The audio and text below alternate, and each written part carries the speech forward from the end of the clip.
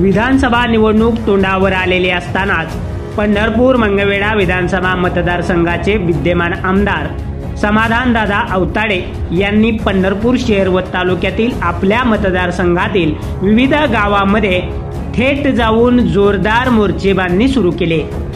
पंढरपूर शहर आणि 22 गावातील 32,000हून अधिक महिलांच्या उपस्थितीत पार पडलेल्या रक्षाबंधन व हळदी कुंकू समारंभांना समाधानदादा अवताडे यांनी हजेरी लावली। यावेळी बोलताना त्यांनी मतदारसंघातील एकही भगिनी लाडकी बहीण योजनेच्या लाभापासून वंचित राहणार नाही असा शब्द दिलाय।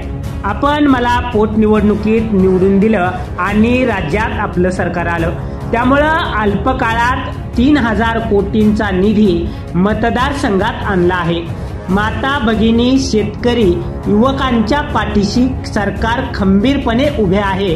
राज्य शासनाच्या लाडकी बहीण योजनेचा लाभ सर्व महिलांना मिळायला हवा। ज्यांना याचा लाभ मिळाला नाही त्यांच्यासाठी विशेष कॅम्प घेऊन सर्व महिलांना लाडकी बहीण योजनेचा लाभ मिळेल यासाठी प्रयत्न करू व महिलांच्या हाताला रोजगार मिळावा यासाठी प्रयत्न करू।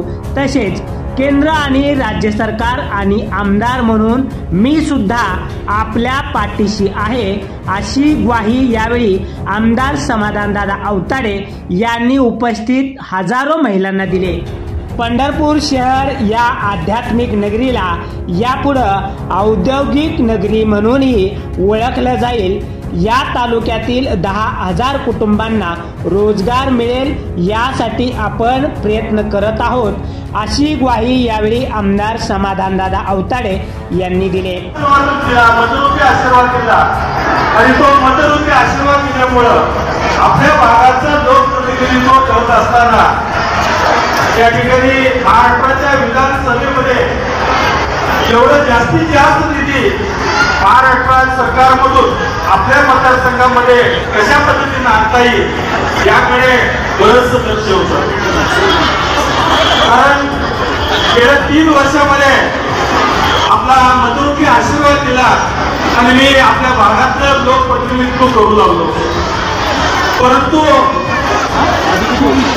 गेल्या 3 वर्षामध्ये 1 वर्ष कोरोनामध्ये गेलं आणि 2 वर्ष मुंबईमध्ये असलेलं अधिवेशन असेल किंवा तिथं असलेलं मंत्रालय असेल या मतदारसंघातली प्रलंबित कामं असतील याकरिता माझा बराचसा वेळ निघून गेला।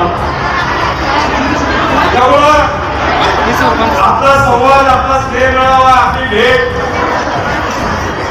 होणं व्हायला थोडासा वेळ लागला।